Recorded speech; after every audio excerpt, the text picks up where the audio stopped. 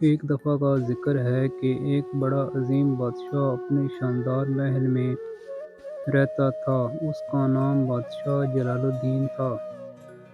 وہ اپنے ملک میں بہت مشہور تھا، لیکن اس کی شہرت صرف اس کی طاقتور اور امیر ہونے کی وجہ سے نہیں تھی، بلکہ وہ اپنے انصاف اور رحم دلی کے لیے بھی مشہور تھا۔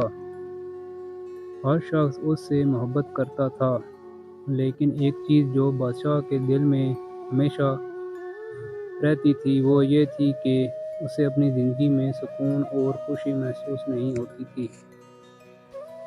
ایک دن بادشاہ اپنے محل کے باغ میں گزر رہا تھا کہ اس کی نظر ایک بہت پرانے اور غریب بزرگ پر پڑی، جو سڑک کے کنارے بیٹھا ہوا تھا۔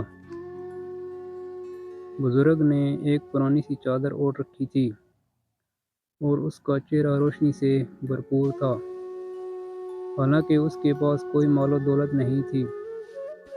بادشاہ نے بزرگ سے پوچھا، بابا، تمہارے پاس نہ مال ہے نہ دولت، پھر بھی تم اتنے خوش کیسے لگتے ہو؟ بزرگ نے مسکراتے ہوئے جواب دیا، اے بادشاہ، زندگی کا اصل سکون مال و دولت میں نہیں، بلکہ دل کے اطمینان میں ہے۔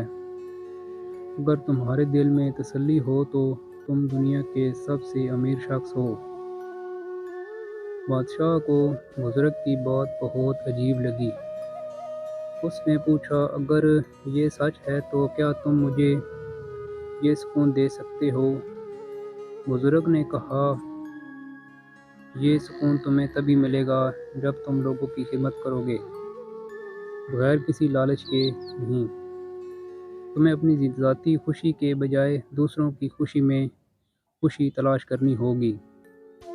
بادشاہ نے اس بات پر غور کیا۔ اس نے فیصلہ کیا کہ وہ اپنی زندگی کو بدل ڈالے گا۔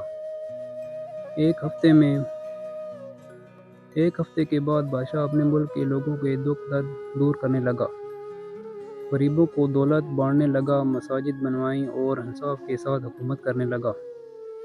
جب کچھ عرصہ گزر گیا تو بادشاہ کو محسوس ہوا کہ اس کا دل اب واقعی سکون میں ہے۔ وہ اب خود کو زیادہ خوش محسوس کرنے لگا۔